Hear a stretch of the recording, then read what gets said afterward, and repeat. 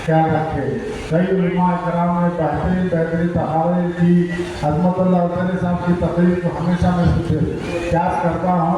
उन्होंने मदीने की तारीफ के लिए कहा, मदीने की सलाम के लिए कहा। मुझे इमाम शाफई रज़ियल्लाहु ताला का वाक़या याद आ रहा है। आप हजरात जब मदीने के गलियों में फिरेंगे तो इमाम शाफई को याद करना। इमाम शाफई 10 साल मदीने में रहे। जब मदीने की गलियों में चलते तो अपनी पीठ दीवार को रगड़ के चलते, बीच में से नहीं चलते। आपके शागिर्दों ने पूछा अब ऐसा क्यों चलते हैं?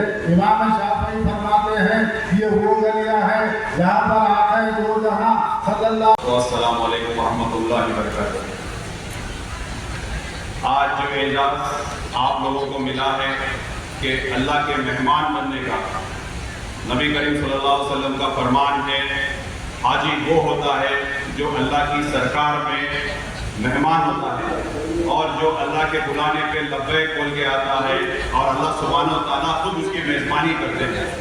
आप इस कदर को समझिए। ट्रेनिंग कैंप तो आपका हो गया है, क्या करना है क्या नहीं करना है सब चीज़ आपको बता दिए हैं। वक्त की तंगी है, मैं बहुत कम अल्फाज में आप लोगों को बोलूँगा कि आप लोग अपने अहलो अयाल के लिए दुआ करेंगे, अपने बच्चों के लिए दुआ करेंगे, अपने मरहूमीन के लिए दुआ करेंगे, अपने रिश्तेदारों के लिए दुआ करेंगे, मगर आप लोग उन लोगों के लिए खुसूसी दुआ करिए जो अल्लाह सुब्हानहू व तआला के नाम पे मारे जा रहे हैं, कटे जा रहे हैं, परेशान हो जा रहे हैं, सताए जा रहे हैं। जैसा कि फ़लस्तीन के मुसलमान हैं, जैसा कि गाज़ा के मुसलमान हैं, जैसा कि सीरिया के मुसलमान हैं, बिलखुसूस हिंदुस्तान के मुसलमान हैं, जिनको तंग किया जा रहा है, जिनको सताया जा रहा है, जिनको मारा। आप इतने मुक़द्दस सफ़र पे निकल रहे हैं तो आपसे गुजारिश करता हूँ कि दिल में जितने भी रंजिशें हैं, गिले शिकवे हैं, नफरतें हैं, उसको दूर कीजिए। टूटे हुए दिलों को जोड़िए, अपने गलतियों की माफी मांगिए, अपने दुश्मनों को माफ करिए, प्यार मोहब्बत से इस सफर के लिए आगे बढ़िए। पूरी नियतों पर दारोमदार है आपका। आप जब भी काबतुल्लाह का तवाफ करेंगे हर कदम पे आपको नेकी मिलेगी, हर कदम पे आपका दर्जा बुलंद होगा। तो मैं पूरे हाजियों से गुजारिश करता हूँ कि शिद्दत से दुआ कीजिए, इबादत कीजिए, अपने मुल्क के लिए इबादत कीजिए, अपने अफराद ख़ानदान के लिए आप दुआ कीजिए, उम्मत मोहम्मदिया के लिए दुआ कीजिए। होती है कि वो हज को जाएं। दुनिया में 200 करोड़ मुसलमान हैं, उनमें से सिर्फ 20 लाख मुसलमान हज को जाते हैं। इसका मतलब 0.1%, सिर्फ 0.1% को वो खुश नसीबी मिलती है कि वो अल्लाह के घर हज के लिए जाएं, और आप लोग वो 0.1% में अल्लाह ताला से चुने गए हैं। तो मैं आप लोगों को मुबारकबाद देता हूँ। जब हज को जो जाते हैं, हदीस करीम नबी करीम सल्लल्लाहु अलैहि वसल्लम ने फरमाया है कि वहाँ का एक नमाज 1 लाख नमाजों के बराबर है। तो वहाँ की दुआ कबूल होती है। आपके जुबान से निकली हुई दुआ, आपके आंख से निकला हुआ हर आंसू अर्श तक पहुँचता है। तो मैं आप लोगों से गुजारिश करता हूँ कि हज करने का जो मौका मिला, आप लोग को तहे दिल से हज की मुबारकबाद देते हुए ये कहना चाह रहा हूँ, आप सब लोग मुल्क और रियासत में आवाम के लिए दुआ करिए। और तेलंगाना की हुकूमत ने, तेलंगाना के चीफ मिनिस्टर रेवंत रेड्डी जी ने, सेंट्रल गवर्नमेंट ने जो 10,000 रुपये फीस जो हज के लिए बढ़ाए हैं, उसका पूरा मीटिंग करके चीफ मिनिस्टर साहब ने माइनॉरिटी वेलफेयर मिनिस्टर और तमाम हज कमेटी और वक्फ बोर्ड चेयरमैन, सब चेयरमैनों से बैठ के, माइनॉरिटी वेलफेयर चेयरमैनों से बैठ के एक डिस्कशन करके ایک ڈیسیژن لیے کہ 10,000 روپے جو سینٹرل گورنمنٹ نے بڑھائے ہیں وہ 10,000 روپے حکومت تلنگانہ کی طرف سے آپ لوگوں کو دینے کا اس دن اعلان کیا گیا ہے. اسی لیے آپ سب سے میں دعا کر رہا ہوں, وہاں گرمی زیادہ ہے, اپنے صحت, اللہ تعالیٰ آپ کو صحت, صبر اور ہمت دے. آپ سب سے یہ کہتے ہوئے میں رخصت عطا فرماتا ہوں. اللہ حافظ. شکریہ. کو بہت بہت مبارکباد دیتا ہوں اور میں اللہ تعالیٰ سے دعا کرتا ہوں اللہ آپ کے سفر کو قبول کرے.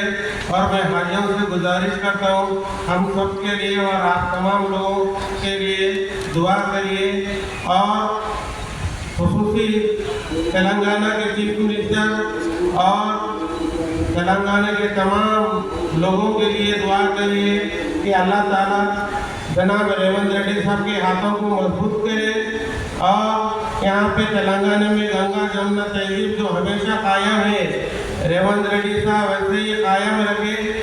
اور میں دعا کرتا ہوں اللہ تعالیٰ سے اللہ آپ کے سفر کو آسانی سے, پریشانیوں سے, تکلیفوں سے دور کرے. اور میں شکریہ ادا کرتا ہوں جناب حج کمیٹی کے چیئرمین صاحب جناب راجا کیابانی صاحب کو جو مجھے یہاں بلا کے مجھے جو بیٹھنے کا اور آپ لوگوں کے سامنے بات کرنے کا جو موقع دیا, شکریہ خدا حافظ. کسی کی خدمت کرنا, کسی کی مدد کرنا وہ بھی عبادت سے کم نہیں ہے.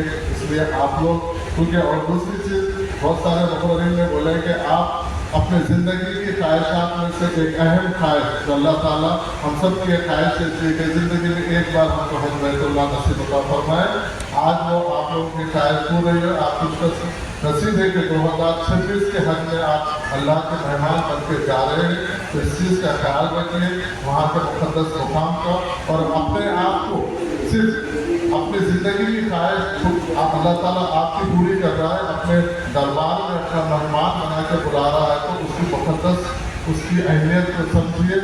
صرف 5 دن کی مشقت آپ کے ساتھ رہے گی.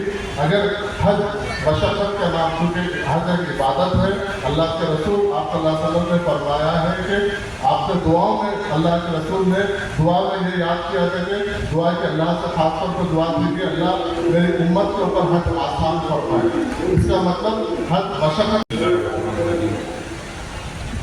درس پہ تشریف فرما تمام کارپوریشن کے چیئرمین, سینئر کانگریس لیڈر اور دیگر, تو آج جو ہے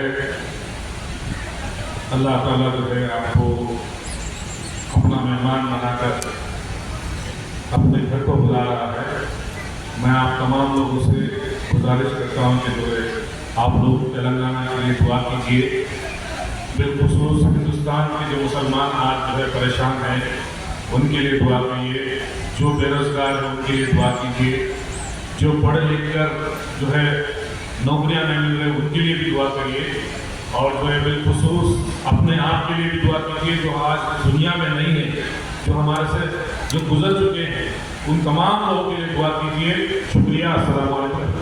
آپ لوگوں سے خاص طور پہ دعا کی درخواست کر رہا ہوں ہمارے اسٹیٹ کے لیے اور ہمارے ملک میں. پھر ہماری حکومت Congress Rahul Gandhi g prime minister بن گیا ہے تو ہمارے ملک کے امن اور شانتی ہوگی.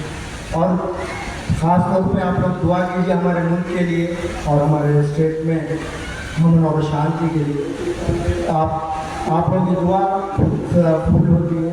اس دعا میں خاص خیال رکھیے ہندوستان کے مسلمان جو ستائے جا رہے ہیں اپنے موجودہ حکومت سے, اس سے ہمیں نجات پانے کے لیے پھر حکومت آنا ہماری کانگریس کی بولیے. آپ لوگ خاص طور پہ دعا کیجیے. اس موقع کے لیے آپ لوگوں کا شکریہ ادا کریں. خیال رکھے. کئی علماء کرام نے بہترین تحارے کی عظمت اللہ علیہ صاحب کی تقریر کو ہمیشہ میں پیاس کرتا ہوں. انہوں نے مدینے کی تعظیم کے لیے کہا, مدینے کی سلام کے لیے کہا. مجھے امام شافعی رضی اللہ تعالیٰ عنہ کا واقعہ یاد آ رہا ہے. آپ حضرات جب مدینے کے گلیوں میں پھریں گے تو امام شافعی کو یاد کرنا. امام شافعی 10 سال مدینے میں رہے. جب مدینے کی گلیوں میں چلتے تو اپنی پیٹھ دیوار کو رگڑ کے چلتے, بیچ میں سے نہیں چلتے. آپ کے شاگردوں نے پوچھا اب ایسا کیوں چلتے ہیں؟